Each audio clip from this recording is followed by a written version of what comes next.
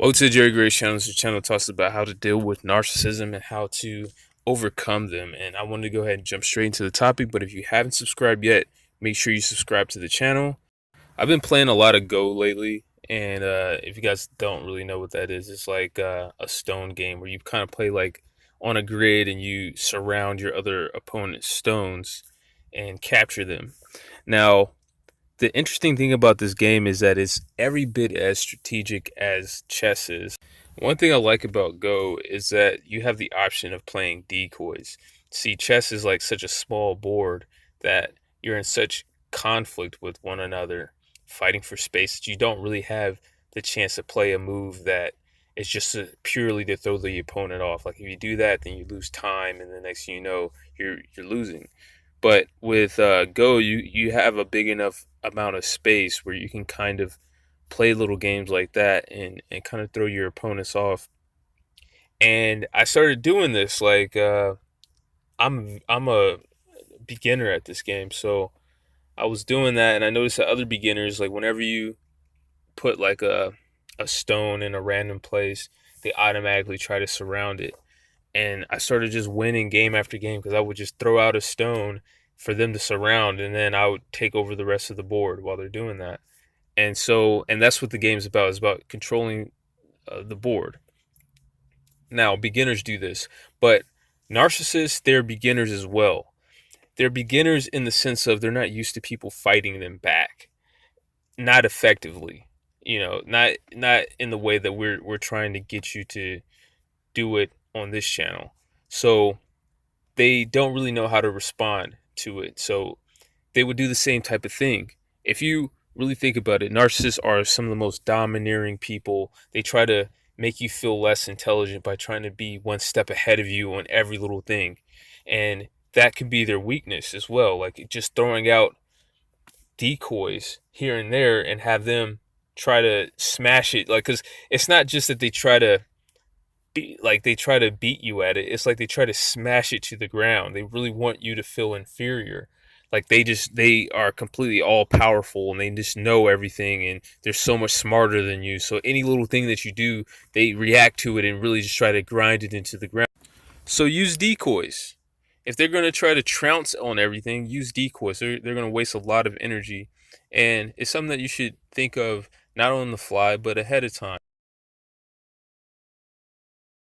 It's kind of like this, like a lot of ostracism and things like that are like toxic people use that as one of their main tools. And what the problem with that is that you come into the situation, if you're the type of person who's already a little bit ostracized, like people don't just automatically open up to you.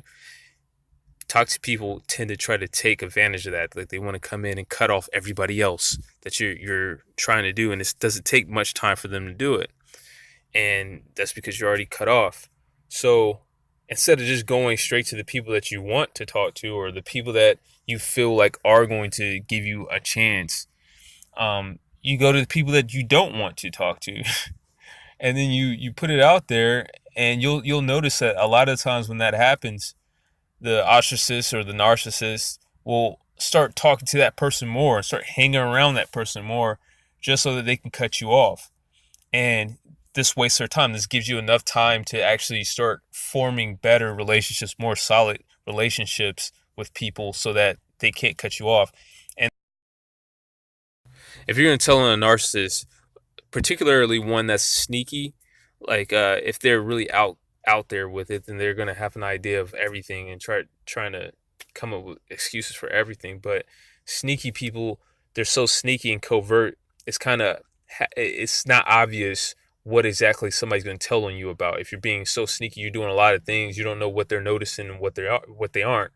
And so that's perfect for a decoy. Like you throw out an idea about what you're going to tell them, you leave little hints, you might argue with them about something that has nothing to do with what you're really going to reveal, and then they spend all their time thinking about that, and then when you go in there and you tell, it's something completely different.